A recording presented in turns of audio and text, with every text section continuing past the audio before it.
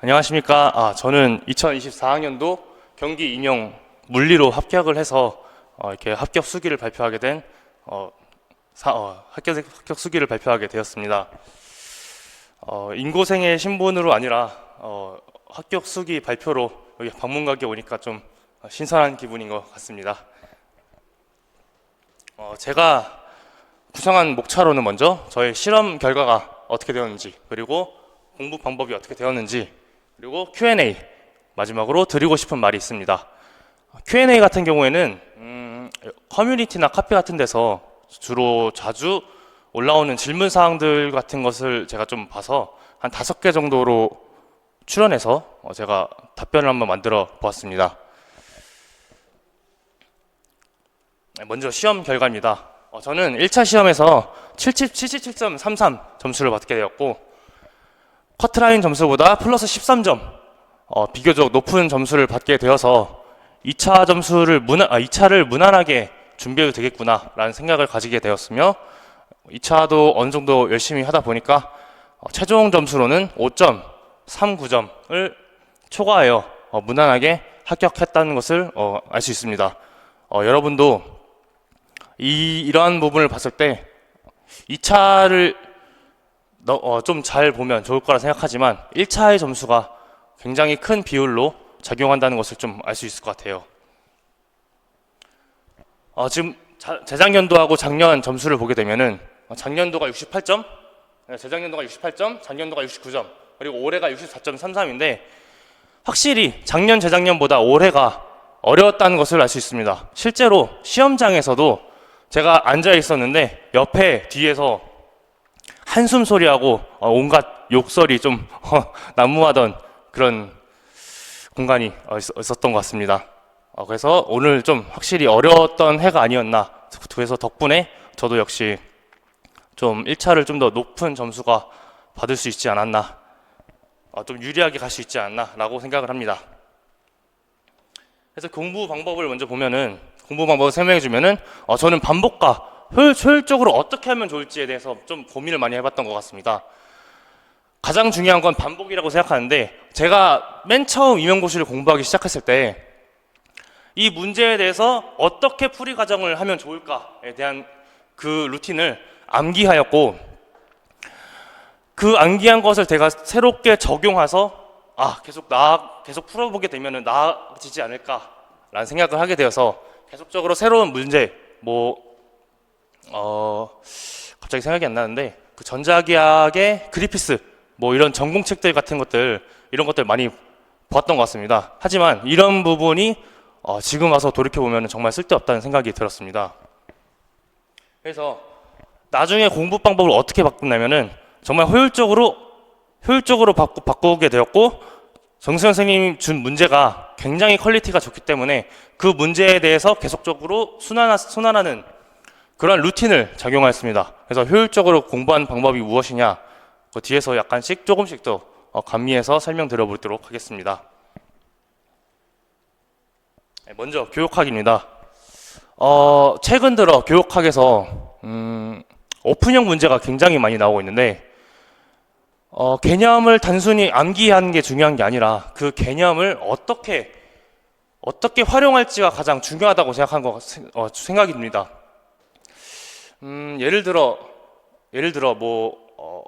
지금 교육학을 공부한 지 좀 오래돼서 기억은 잘 안 나지만, 기초학력 부진 학생이 있다면은 이 학생에게 어떻게 도와줄 수 있을까라는 방법이 문제가 나왔다면은, 자기가 알고 있는 개념을 통해서 이 학생에게 어떻게 지원할 수 있는지, 평가로는 어떤 평가 방법을 사용할 수 있는지, 아니면은 자기 효능감을 늘릴 수 있는 다양한 방법들을 그 개념을 토대로 적용하는 방법이 가장 중요하다고 생각합니다.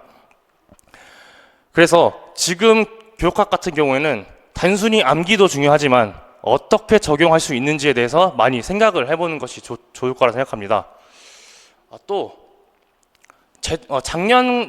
지금 재작년이죠. 재작년 같은 경우에는 교육학 문제가 정확하게 개념만 물어봤기 때문에 개념을 정확하게 알아야 되는 시험이었지만, 이번 올해 즉 작년 시험에서는 지엽적이고 오픈형적인 문제가 굉장히 많이 나왔습니다. 그렇기 때문에 이 개념을 개념을 반드시 안다고 해서 중요한 것이 아니라 이 개념을 어떻게 활용하고 비벼서 사용할 것인지에 대해서 계속적인 연습이 필요하다고 생각합니다. 그래서 제가 이 교육학에 대해서도 좀 얘기를 해보면은 학생분들이 이 교육학이 정말 재미없고 힘든 공부가 될 거라 생각하는데, 그래서 이 공부를 하고 공부를 안 한 학생이 시험을 보게 되면은 둘 다 비슷한 점수가 나오는 것을 좀 많이 목격할 수가 있습니다. 그렇기 때문에 교육학에 대해서 시간을 너무 엄청나게 투자하는 것은 좀 저는 비효율적이라고 생각합니다. 그래서 최대한 2-3시간 정도 안에 좀 끝냈으면 좋을 거라고 생각하는데, 구체적으로는 먼저 교육학을 맨 처음 초수에 한다고 생각했을 때 일단 어느 정도 재작년처럼 문제가 나오게 되면은 암기가 필요하다고 생각합니다. 그래서 저는 맨 처음 교육학을 공부했을 때 제가 직접 타이핑을 해보면서 정리를 한번 해보았습니다. 그렇게 타이핑을 하면서 정리를 하게 되니까 한 어느 정도 기반이 잡히게 되면서 교육학에 대한 개념들이 좀 잡히게 된 것 같습니다. 하지만 나중 돼서는 제가 단권화를 한 부분에서 부족한 부분이나 빠진 부분이 무조건 있기 때문에 저는 다른 교육학 강사의 책을 좀 많이 들고 다녔던 것 같습니다. 저는 대표적으로 권지수 선생님 수업을 들었기 때문에 요점 속속을 많이 들고 다니면서 뭐 지하철이나 버스, 여기 학원 오면서 많이 틈틈이 봤던 걸로 기억하고 있습니다. 그래서 다음은 모의고사 이용하는 건데, 이 모의고사 이용할 때 아까 얘기했듯이 오픈형 문제가 많이 출제되기 때문에 자기가 생각했던 그 개념을 이용해서 어떻게 활용할 수 있는지를 이 모의고사에 직접 적용해보고, 그 적용했을 때 이게 맞는지 안 맞는지 스스로 한번 다시 되돌아보고 보는 시간을 가지는 것도 좋은 것 같고, 직강에 다니시게 되면은 앞에 있는 강사분께 제 답이 어떤지, 좀 좋은 것 같은지 안 좋은 것 같은지 좀 피드백을 받게 되면은 좀 더 좋은 글이 만들어질 수 있다고 생각합니다. 또한 이 모의고사 중에서도 그 약간 지엽적이거나 뭐 좀 처음 들어보는 문제를 출제하는 경우도 있는데, 그 부분도 놓치지 않고 따로 이 단권화 노트를 만들어서 좀 정리해 두는 것도 추천합니다. 비교적으로 예를 들어서 뭐 작년같이 CAT 같은 게 나오면은 그게 약간 지엽적인 것에 있는데, 그런 것들이 만약에 현재 자신이 듣고 있는 모의고사 내에서 이런 게 나왔다 하면은 그것을 완전히 외울 생각을 하지 말고 이렇게 흐름이 가고 있구나, 이 정도만 알면은 좋을 것 같습니다. 그렇게 노트를 정리해서 그 정도만 알고 있으면은 가장 좋을 거라 생각합니다. 게다가 만약에 지금 막 교육학을 공부하면서 좀 지치거나 요즘 교육의 트렌드를 좀 알고 싶다라고 하면은 행복한 교육이라고가 있는데, 그 달마다 나오는 그게 있는데, 그것을 좀 읽다 보면은 요즘 교육이 어떻게 흘러가고 있고 무슨 트렌드가 가지고 있구나 라는 것을 좀 파악할 수 있습니다. 실제로 지금 그 CAT 문제가 행복한 교육의 10월호에 나왔던 것으로 알고 있습니다. 그래서 좀 지치거나 좀 교육하기 좀 재미없다 싶을 때 행복한 잡지 같은 것을 좀 읽어보면서 요즘 교육이 어떤 흐름을 가지고 있고 요즘 트렌드가 어떤 거구나 라는 것을 좀 파악하는 것도 괜찮을 거라 생각합니다. 다음으로는 전공 물리인데, 처음 7월까지는 정승현 선생님의 커리큘럼을 그대로 따라갔습니다. 먼저 개념 강의를 수강하고 문제를 풀고, 틀린 문제 같은 경우 한 번 더 체크, 이렇게 써 있는데, 개념 강의도 개념을 확실하게 이해하고 암기를 해야 효과가 있는 거지, 단순히 이거 듣고 이거 알 것 같아 라고 하는 수준으로 넘어가게 된다면은 나중에 그 문제를 조금 틀어서 내거나 아니면은 약간 좀 공식 자체를 잘못 외우는 경우, 뭐 사인인데 코사인으로 외운다든지, 뭐 2분의 1을 해야 되는데 안 한다든지, 그런 경우가 있을 때 그 개념 하나가 흔들리게 되면은 그 문제 전체를 다 버리게 되는 안타까운 상황이 나타날 수 있습니다. 그러니까 개념 확실하게 공부를 해야 한다고 생각하고, 그때가 지금 7월 이후에는 시간이 없기 때문에 이 7월 안에 반드시 개념을 마스터를 해야 한다고 합니다. 그리고 틀린 문제를 한 번 더 체크를 했는데 저 같은 경우에는 처음 풀었는데 맞았고 뭐 다시 돌아보니까 틀리는 경우가 좀 많습니다.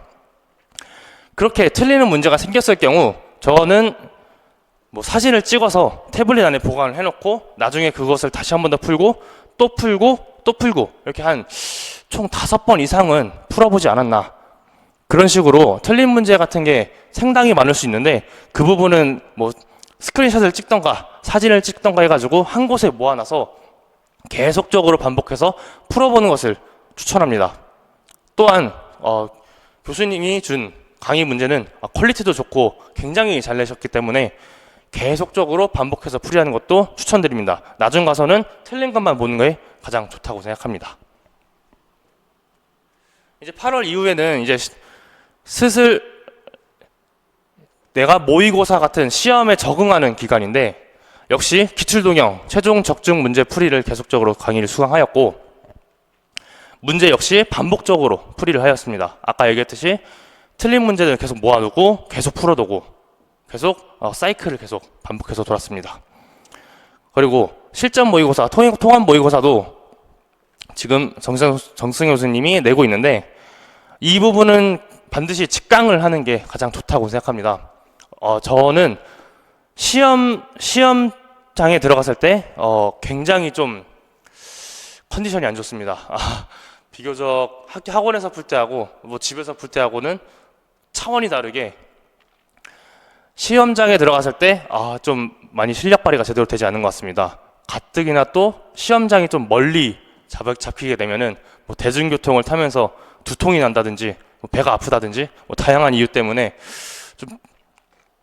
좀 힘든 경우가 많은데, 이런 것들을 직접 직강에 오게 되면 다양한 상황이 막 연출되기 때문에 이런 부분에 대해서 어느 정도 대처가 가능하게 되고, 직강에 직접 오게 되면은 시간을 따로 학원에서 딱 정해주기 때문에 자기 자신만의 전략을 세워서 그 전략이 맞는지 아니면 다른 전략을 세우는 방법이 있는지 그런 것들을 체크할 수 있습니다. 뭐 대표적으로 어려운 문제를 빠르게 뛴다든지 과교론을 먼저 푼다든지 뭐 그런 다양한 방법들이 있다고 생각합니다.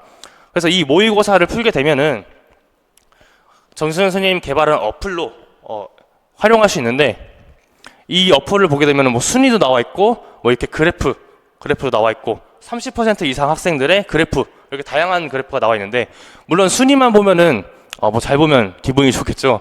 하지만 저는 이것을 어떻게 이용하였냐면 이 밑에 있는 그래프를 좀 많이 이용했습니다. 이쪽 부분. 그래서 지금 같은 경우는 뭐 양자역학하고 열통계에서 열통계가 아니라 전자기하학에서 양자역학에서 1점씩 까였는데, 이 1점씩 까인 게 뭐냐면은 저는 이 부분에서 실수를 좀 많이 했었습니다. 그렇기 때문에 1점을 까이게 됐었는데, 이 모의고사를 풀게 되면서 내가 어떤 점에서 실수를 하는지, 어떤 것에서 실수를 하는지 파악을 해야 되고, 가장 성적이 안 좋았던 이 물교론 파트에서 이 시험이 끝난 다음에 한 번 더 개념을 훑는다든지 뭐 기출을 한 번 더 다시 본다든지 같은 방법을 사용하였습니다. 두 번째 같은 경우에는 여기서도 보면은 물교론도 역시 물교론과 현대물리가 점수가 낮은 것을 볼 수 있는데, 저는 이 부분을 통해서 현대물리에서 틀린 것들을 모았던 거 다시 한 번 더 풀어보고, 그 더 나아가서 주어졌던 문제들을 다시 한 번 더 풀어보고, 물교론 역시 한 번 더 다시 돌아보는 그러한 시간을 가졌습니다. 이런 것처럼 저처럼 이 그래프 같은 것을 통해서 좀 어떤 부분이 부족한지를 좀 명확하게 알 수 있기 때문에 그 부분에 대해서 틀렸다는 것을 모았던 것을 다시 한 번 더 풀거나 자기만의 방법을 좀 설정해서 하는 것이 좋을 거라 생각합니다. 여기 통합 모의고사는 좀 안 찍혔는데 제가 1병행을 하느라 통합 모의고사는 보지 않았었습니다. TMI였네요. 그래서 시험 직전에 어떻게 하느냐, 아까 얘기했듯이 틀렸던 문제를 다시 모아서 풀어보고, 개념 같은 경우에는 그 7월까지 얘기했던 개념도 있는데, 그 정선 선생님이 항상 하시는 말이 있습니다.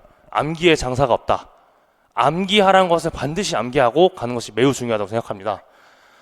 그래서 저는 이 시험 직전뿐만 아니라 모의고사 직전에서도 틀렸던 문제들을 한 번씩 반드시 풀어보고 모의고사 진행했었습니다. 이렇게 하면은 좋은 점이 뭐냐면은 자기가 실수했던 것을 명확하게 인지를 하고 시험을 보기 때문에 실수하는 부분을 좀 많이 줄일 수 있습니다. 이 실수가 굉장히 무서운 게 자기가 단순히 이게 뭐 덧셈 실수했어, 이거 2분의 1 안 했네 하면서 관대하게 생각하는 경우가 있는데, 이 관대함이 다음에 또 잘 맞추겠지 라고 생각을 하게 되는데 시간이 지나도 그 부분이 잘 고쳐지지 않습니다. 그렇기 때문에 반드시 틀렸던 것에 대해서 무엇을 실수했는지, 무엇 때문에 틀렸는지에 대해서 정리를 하는 게 굉장히 중요하다고 저는 생각합니다.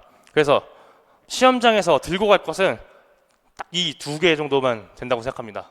뭐 다 바리바리 싸들고 무겁게 들고 다니시는 분도 많은데 시험장 가면은 그런 거 볼 시간도 없고 그냥 어깨만 무거워질 뿐이라 생각합니다.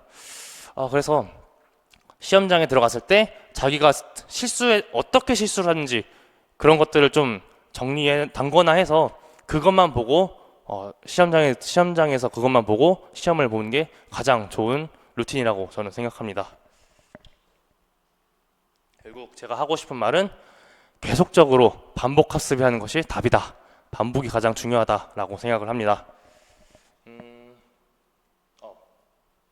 추가적인 팁인데 물리든 암기도 필요하다. 이게 정승영 선생님도 계속적으로 얘기하는 것입니다.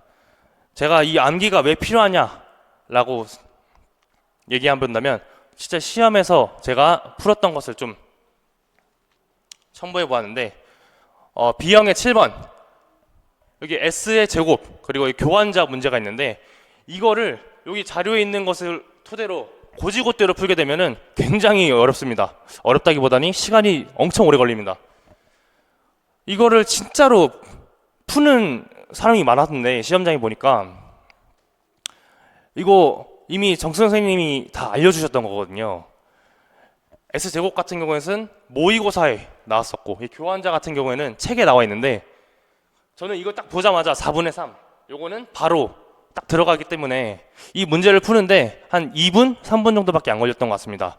실제로 이거를 계산해서 풀게 되면은 뭐 10분 이상 넘어가기 때문에 이것을 10분에 소모하게 된다면은 다른 문제를 푸는데 시간이 오래 걸려 좀 성적이 좀 안 좋아질 수 있다고 생각합니다. 또 다른 예시로는 B형의 10번이 있습니다. 이 문제 같은 경우에는 통합 모의고사 거의 마지막쯤에 나왔습니다. 정승현 교수님이 이 부분은 좀 암기했으면 좋겠다라고 얘기해서 저는 정승현 선생님을 굉장히 신뢰하기 때문에 어느 정도 딱 외우고 들어갔더니 바로 문제가 나왔던 겁니다. 그래서 저는 이 문제에 대해서 답을 미리 적어 놓고 넘어간 다음에 다시 검토했을 때 살짝 풀어보고 맞는지 안 맞는지 딱 파악을 해서 이게 암기가 좋은 게 뭐냐면은 자기가 썼던 답에 대한 신뢰감이 높기 때문에 검토를 딱 한 번만 해도 이게 답이 맞는지 아닌지를 파악할 수 있다는 의미입니다. 그래서 정승현 선생님이 암기하라는 것은 반드시 암기하는 게 저는 좋다고 생각합니다. 이러한 부분이 있기 때문에. 두 번째로는 이게 뭐지? 시험장에서 문제를 풀게 되면은 이게 뭐지라는 생각들이 문제가 있어요.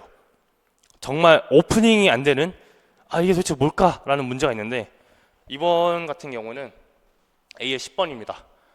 처음에 딱 저는 이 문제를 봤을 때 방막 간섭이고 이 사인 그래프, 코사인 그래프가 나오는 거 보니까 보강, 산세 간섭까지는 제가 예측을 했는데 밑에 있는 식을 보고 와 이거 어떻게 할까 딱 사고가 멈췄습니다.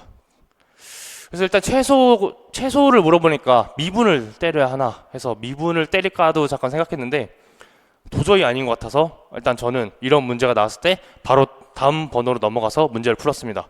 그리고 다시 돌아와서 문제를 다시 보게 되니까 이거 제가 이거 비슷한 문제를 정 선생님이 모의고사로 낸 적이 있었는데 그때 내가 이렇게 접근을 했었던 기억이 있어서 그 접근 방식 그대로 여기다 대입을 해봤더니 명쾌하게 답이 나왔던 겁니다. 그래서 제가 이렇게 이게 뭐지? 라는 문제가 나왔을 때 단순히 쫄 게 아니라 분명히 모의고사 때 비슷하게 풀었던 유형이 있을 거라고 저는 생각합니다.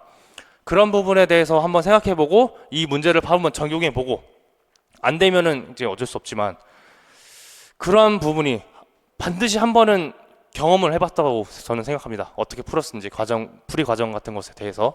그래서 저는 이것을 토대로 이게 사인이고 코사인이구나 하면서 이 절반을 기점으로 일로 넘어가냐 절로 넘어가냐 라고 생각해서 풀게 되었고, 그리고 제가 1병행을 하면서 애들한테 했던 말이 뭐냐면은 진짜 모르겠으면은 한번 수치 한번 대입해봐라 했던 말이 저 시험 중에 갑자기 생각이 나가지고 이 조건을 토대로 제가 3하고 2를 한번 넣어봤습니다. 3하고 2를 넣어봤더니 진짜로 이게 딱 성립이 하는 걸 보고 이 문제 있는 조건을 그대로 다시 넣어서 추론해봤더니 답이 맞게 되었습니다.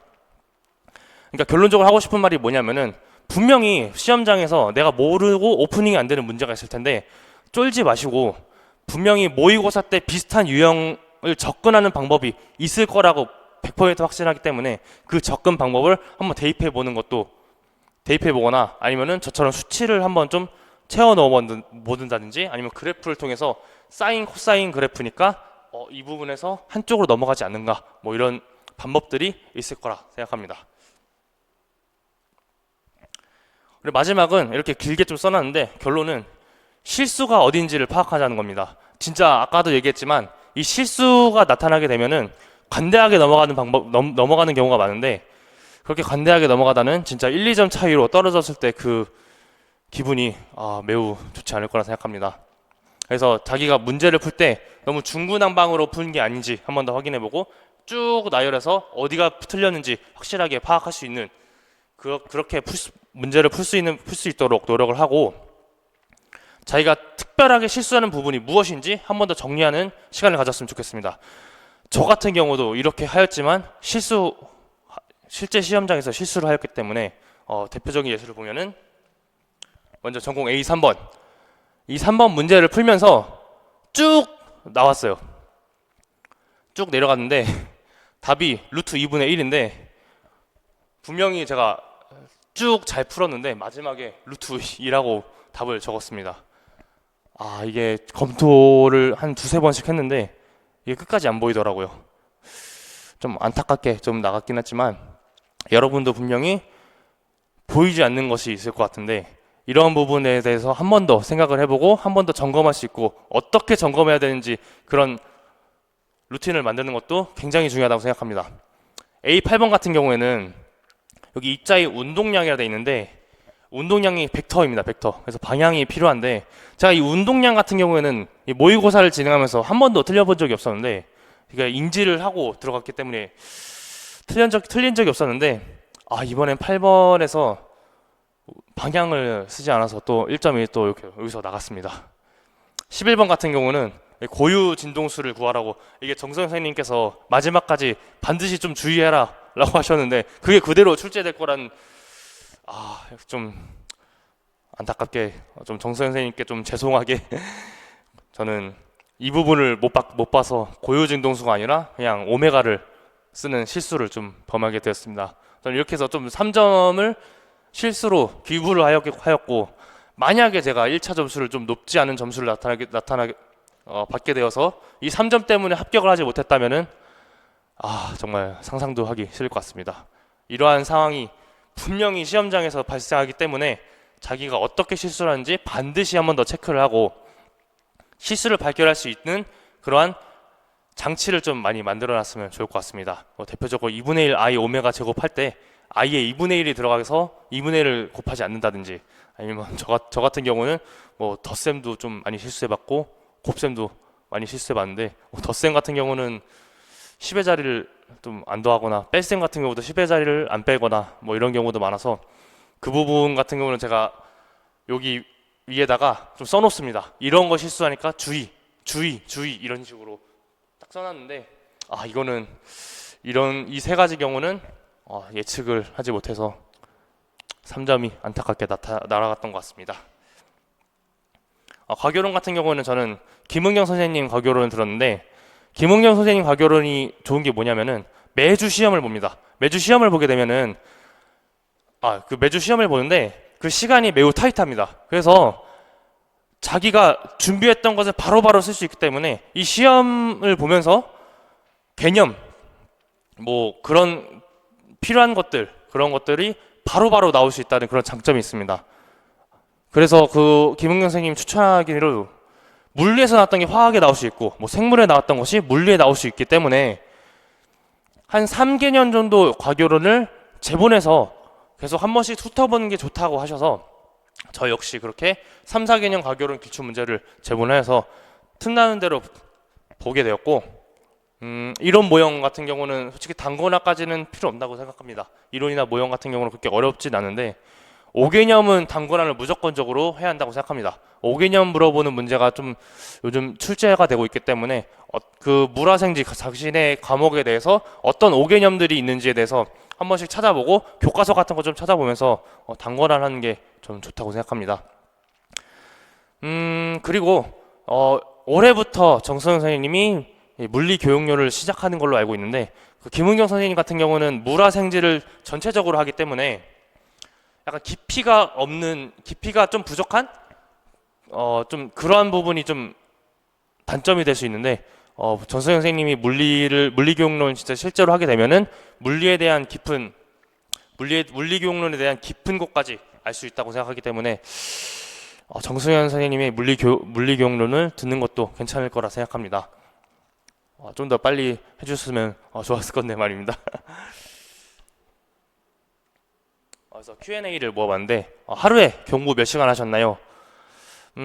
저 같은 경우는 일단 1학기, 그러니까 1학기라고 얘기하면 좀 그런데 한 7월, 8월까지 일병행을 하였기 때문에 저는 고등학교에서 일을 하면서 수업 준비도 하고 뭐 지필평가, 수행평가, 뭐 애들하고 뭐 씨름도 하고 이런 것들 다 하면서 너무 피곤하더라고요.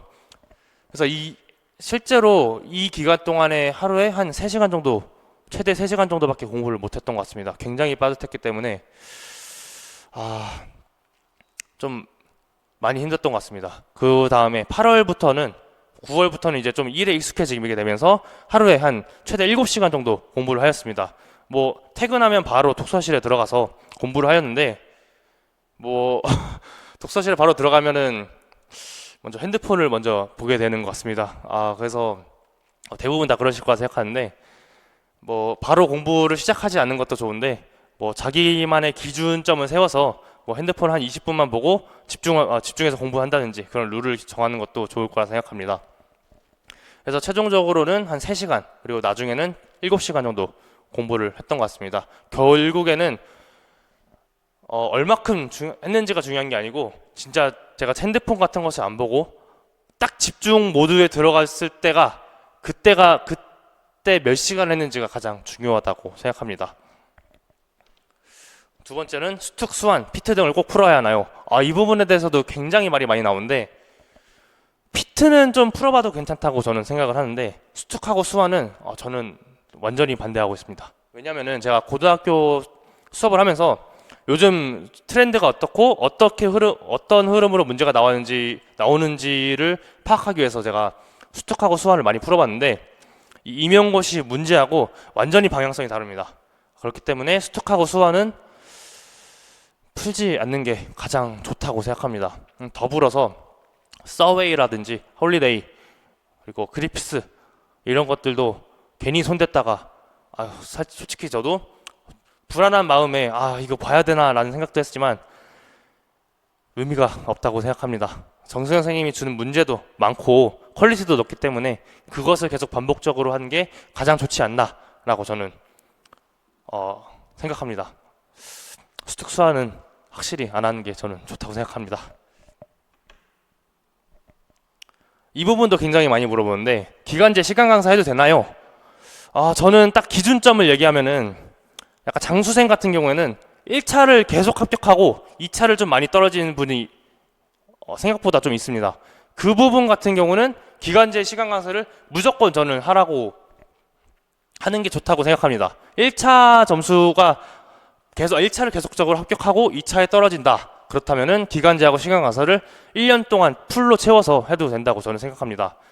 게다가 이게 기간제하고 시간 강사를 하면 좋은 게 뭐냐면은 학교에서 어떻게 흘러가는지에 대해서 파악을 할 수 있고 2차에서 면접과 수업 시연에서 굉장히 뻔뻔함이 좀 늘어나고 유창함이 좀 더 늘어나기 때문에 그 부분에 대해서 점수가 좀 많이 나올 수 있다고 생각합니다. 저 역시도 작년에 일을 하면서 2차에서 면접하고 면접이 아니라 수업 실현하고 수업 나눔 이 부분이 둘 다 2점씩 상승하는 것을 효과를 보았고 굉장히 뻔뻔함이 좀 많이 늘어나가지고 면접은 좀 많이 떨어졌는데 면접도 아까 얘기했던 실수 같은 부분입니다. 이거 긴장하면 이게 안 보이더라고요. 각각 두 가지씩 얘기하는 건데 저는 한 가지씩 얘기하는 실수를 범해가지고 면접은 다시 좀 떨어져가지고 다시 제로섬 게임으로 작년과 좀 비슷한 점수를 받게 되었습니다.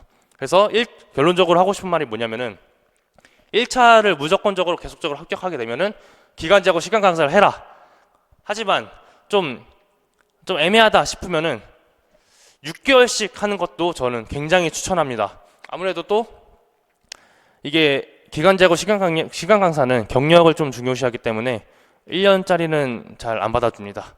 그래서 6개월 같은 경우는 면접 오라고 좀 추천을 좀 이게 문자 같은 게 오긴 하는데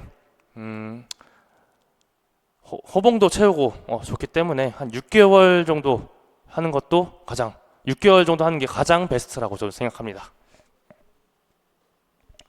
스터디는 하셨나요? 저는 스터디를 안 했습니다. 왜냐하면은 스터디를 하게 되면은 제가 먼저 떠들기 때문에 애들한테도 방해가 되고 저 역시 공부가 잘 안 되기 때문에 스터디를 하지 않았고 자기만의 성향이 있기 때문에 스터디를 꼭 해야 한다라고 하긴 좀 아닌 것 같고 자기가 좀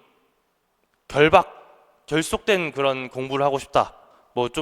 나 혼자서는 공부를 좀 못하니까 좀 누가 같이 와서 좀 같이 했으면 좋겠다 하면은 스터디를 하는 것이 좋을 것 같고 아니면 저처럼 좀 많이 떠들거나 아니면 좀 집중이 안 되거나 같이 떠들면서 집중이 안 되거나 하면은 혼자 하는 것도 좋다고 생각합니다. 저 1차, 2차 역시 스터디하지 않고 공부를 하였는데 2차는 확실히 스터디를 좀 구성하는 게 지금 와서 보니까 좀 나은 것 같습니다. 아무래도 저 혼자 하기에는 다양한 정보들을 얻기가 굉장히 힘들었다고 생각하기 때문에 2차는 반드시 스터디를 하는 게 좋지 않나 생각이 듭니다. 운동하셨나요? 네, 운동했습니다. 지금 운동한 지 4년이 좀 넘어가고 있는데 이 운동 같은 경우는 정승 선생님도 운동을 굉장히 중요시하는데 저는 좀 생각이 많아집니다.